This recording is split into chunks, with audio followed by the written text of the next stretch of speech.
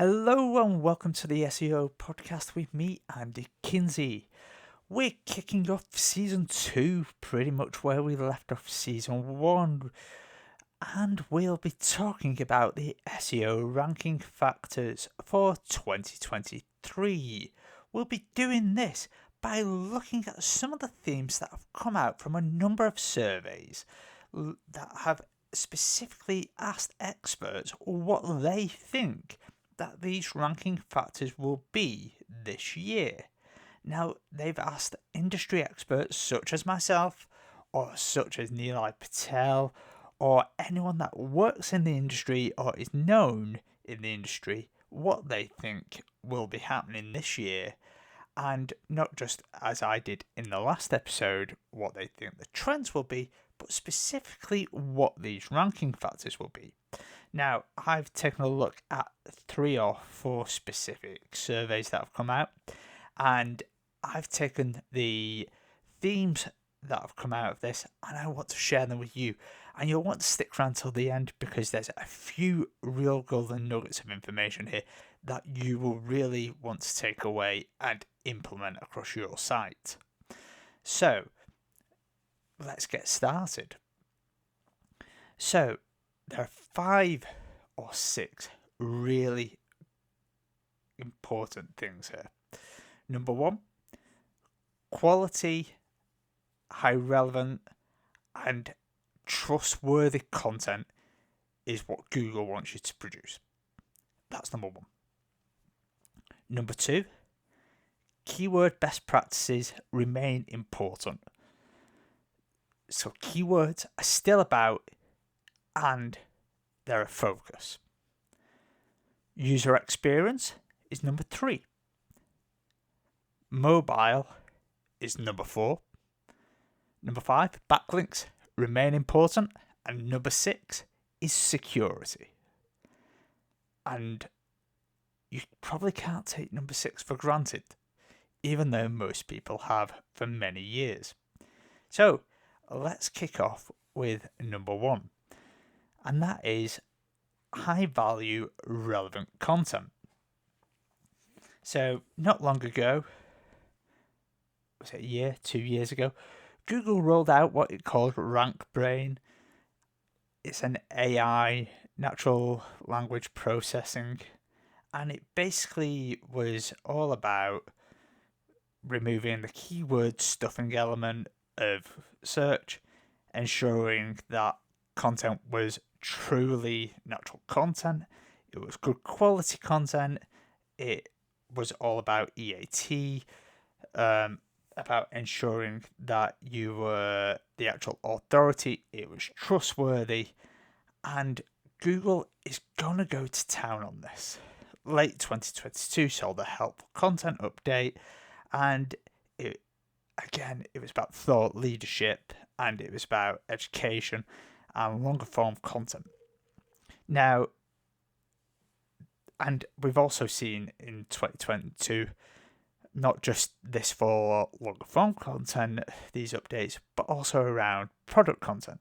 So, product reviews got updates to say you can't get away with spammy content.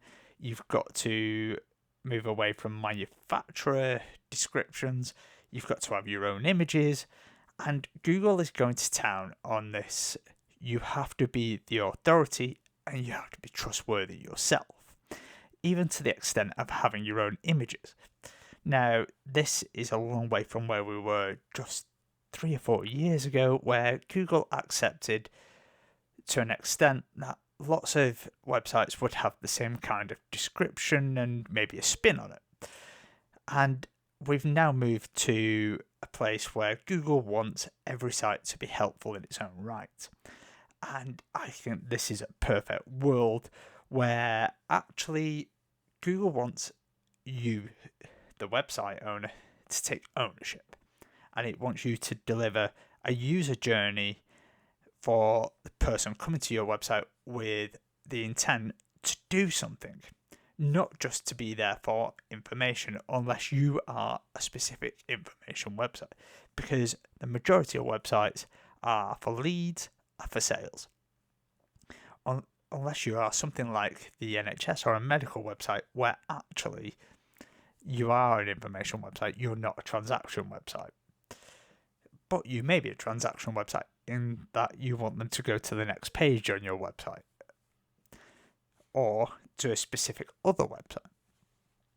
So high value content, relevant content, and showing that is people sticking around on your website, reading the content on your website. And so keywords, again, to point number 2, become important. And this is, how to explain this? Google has basically eliminated keyword stuffing over the past few years. Again, it's AI and natural language processing, but it's about how you optimize content. It's about how you use heading tags. It's about how you use your meta titles, about how you use your alt tags, and it's about across other websites such as YouTube, Amazon, Etsy, and how you use your whole brand to say, actually, we're not a spammy brand. Because if you are using structured data, you say you own this brand and you are the same as this website, this website, this website. And then when you own an Etsy and you claim it, you link across to your website. So Google knows it is you. It is your official page. And so if you're suddenly spammy on those product descriptions, Google knows it is you and it's unlikely to rank those. But also, Etsy's algorithm itself is unlikely to rank them because you are spamming the hell out of it. And it's the same on Amazon and it's the same elsewhere. So you have to not just play the game, but you have to do things in the right way. Each of these algorithms is getting smarter and smarter using AI and natural language processing, and you have to do what's right by your user intent, and you have to be specific for your audience. You have to be authentic, and you have to deliver high value content. That's the only way that search engines, both generic search engines such as Google and Bing, but search engines on websites such as Amazon, will deliver users and will deliver high quality users that are going to convert. So our next point, number 3, because we've just considered keywords, was user experience. Now, we've spoken about this before in the podcast, where we've spoken about, it was a couple of podcasts ago, about page speed experience. But actually, there are a few things to anticipate here.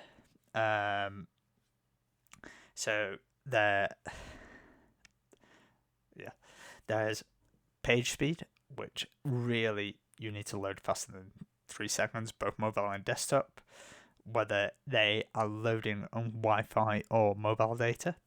And it doesn't matter if it's 3G, 4G, or 5G, it needs to be really, really fast. And it doesn't matter if you're a blog and they're loading using AMP, which is dying a death, or if they're loading on a responsive website.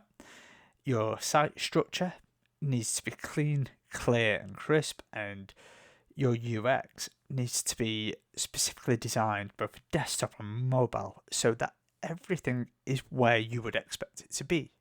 The menu should be at the top and accessible. Buttons should be the right size on mobile and desktop so they're not over-facing. And things such as if you have in the EU the cookie button, and you've also got a bar at the bottom for, say, your add to basket, or your basket's at the bottom, if you've got that cookie bar, it shouldn't pop up on every page if someone's accepted it in the first place. But if they've not accepted it yet, it shouldn't get in the way of that add to basket if they don't accept it. Or it should be overlaid on top of it until they've dismissed it or accepted it.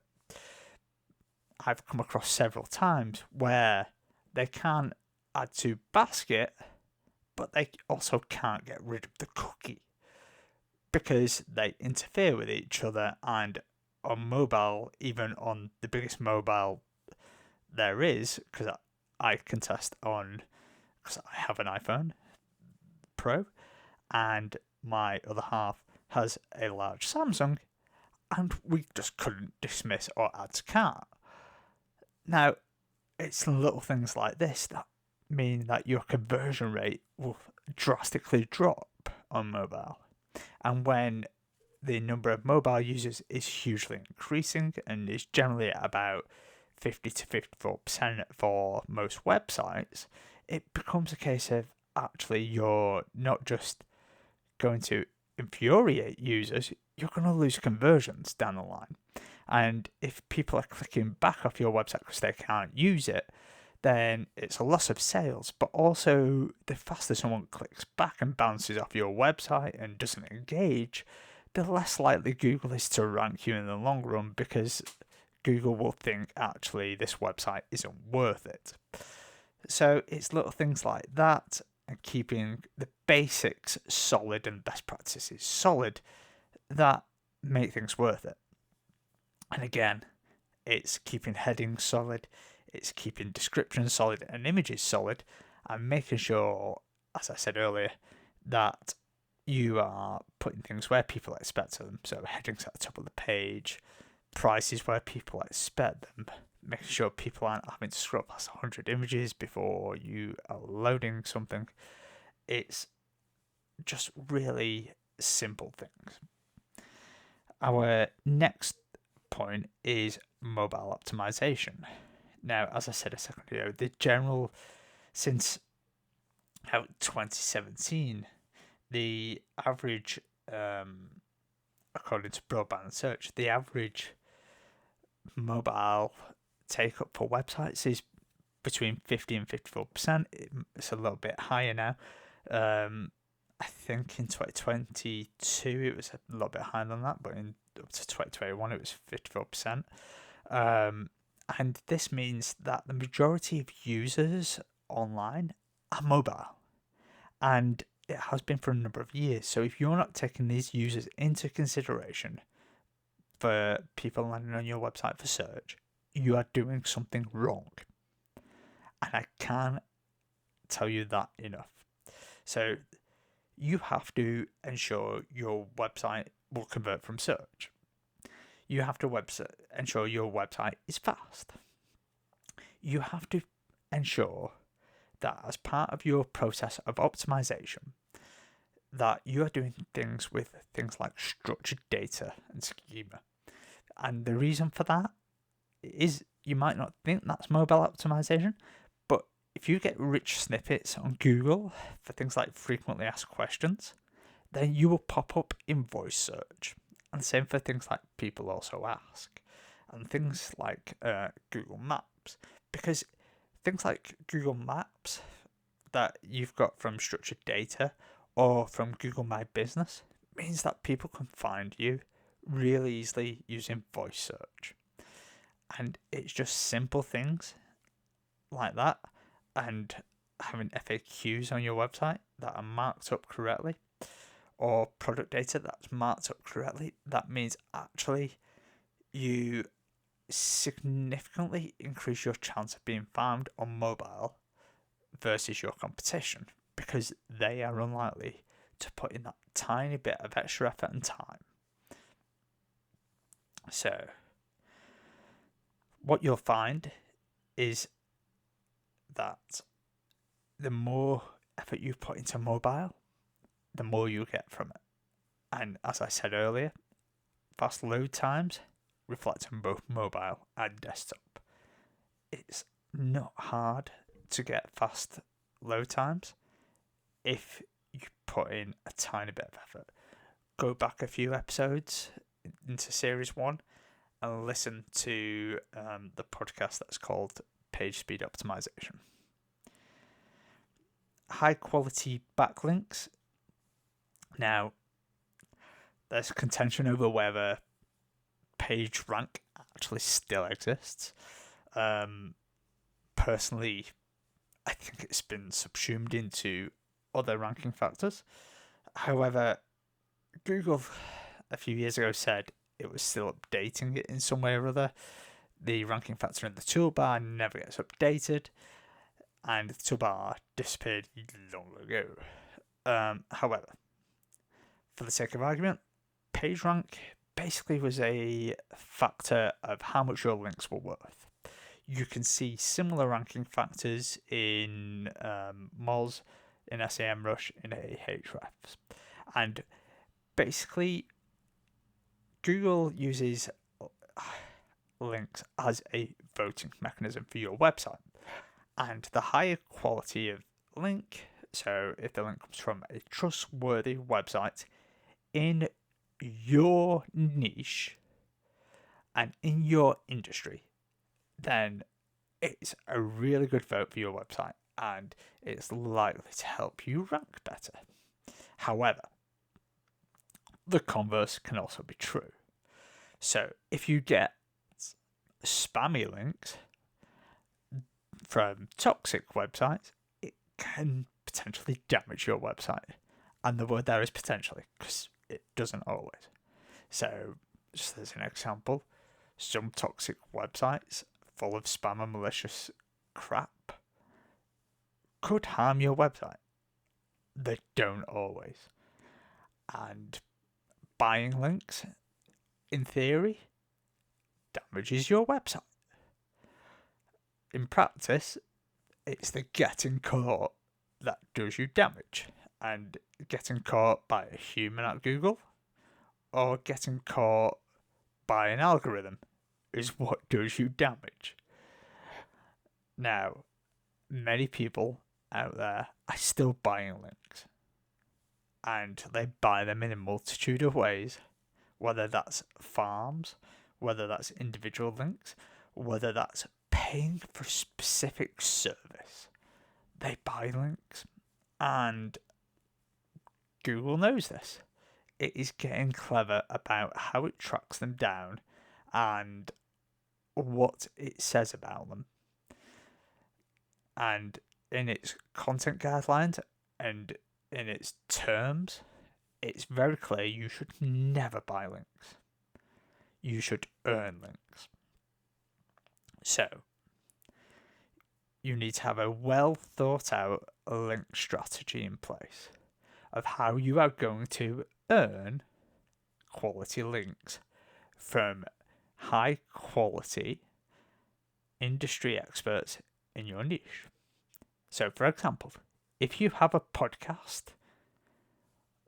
whether that's video or audio, you could interview other people in your niche, and in return for interviewing them, and as part of the promotion, you could ask for them to put up a blog and a number of links across their website to promote it. That is perfectly legitimate, just as you might do on your website for their website. Perfectly legitimate way of both gaining links and giving links to another person. And if someone came along and asked, could they write for your website? You could legitimately accept that. And in return for that free content, you could give them a link. There's nothing wrong with doing that either, as long as it's legitimately in your niche.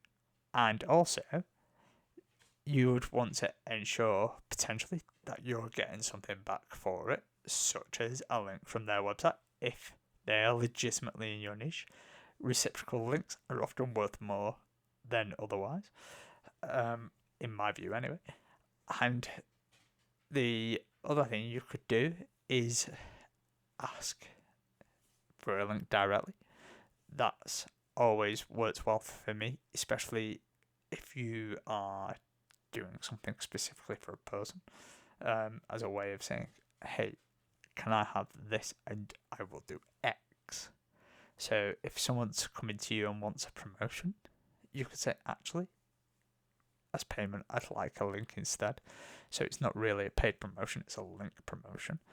Now, Google would say that's kind of a sponsorship and it should be marked as one. Whether they would ever be able to show that is a different question, because, as I said earlier, you could write a piece of content and would they know? Who knows? Now, moving on, the final piece is around security. Now, this is an interesting theme that I came across over 2 out of the 3 surveys I looked at. And I've thought about this for a number of years, actually, because it's something I take quite seriously for anyone's websites I host. And I always ensure, for example, that there is SSL on the website. I always make sure that where possible, that it's not a free SSL, it's a fully fledged SSL. So it's not let's encrypt, it's a paid for SSL. That's if they're not going through a CDN such as Cloudflare, which is my favoured CDN. And the reason for that is that, just to explain Cloudflare, is that your DNS goes through it and it acts as a firewall. And my hosting partner, Cloud Above, also has a firewall on it, so it's double firewalled in effect. And Cloudflare have full SSL. And you can also have an Edge SSL with them if you wanted to. But also you can turn on further security with Cloudflare. And it really is probably the best security you will get with Cloudflare. If you've got WordPress, it's amazing. There are alternatives out there such as Securi. And the other alternative is, of course, you can, if you are using a service such as WP Engine or Azure, they have SSLs built into them and security abilities built into them.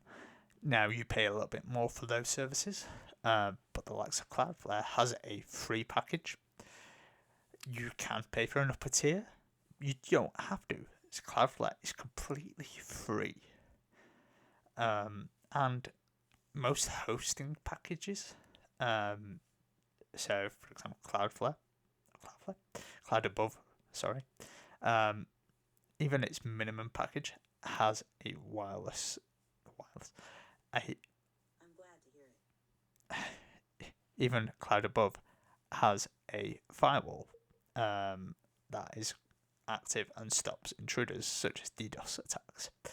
Now, just adding to that with Cloudflare is what I would advise you do. Now, what is quite important is that actually having that layer of trustworthiness and that SSL says to Google, actually, I'm taking this seriously. Not just my website that's an information website or that is a business website, but my e-commerce website and all my forms are really secure.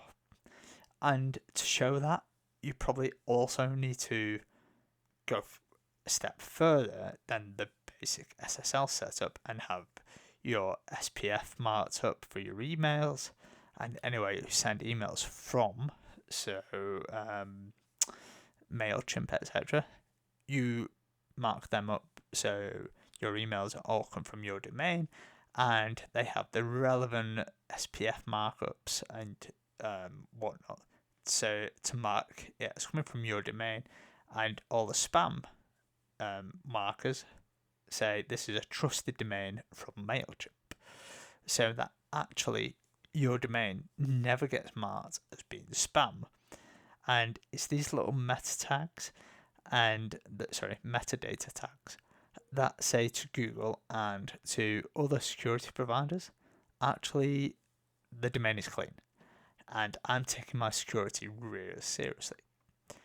And the other thing you want to do, apart from that, is on your server and whoever your hosting provider is, ensure that the cipher suite they use for their SSL is A, up to date, but B, is really, really secure. Now, you can do this by going to sslabs.com and testing your website when it's got SSL installed. Now, if it's got Cloudflare, you'll just pass with flying colours. If you're just using your hosting company's SSL, even if it's Let's Encrypt or anything else, it'll give you the cipher suite breakdown. And if it's anything lower than a B, you really need to go to your hosting company and say, I need something stronger. Because anything lower than a B, there is something wrong. And it just needs updating. And it needs to be stronger than that. And it could just be something that you need to tick on the server, or it could be something they need to do. So you just take that extra step. It'll be free, usually, to do that little upgrade, because it'll be something on the server. And that little step could save your website from being DDoSed. It could save all your customer information being stolen. And it just shows that you care to your customers, and it shows that you care to Google.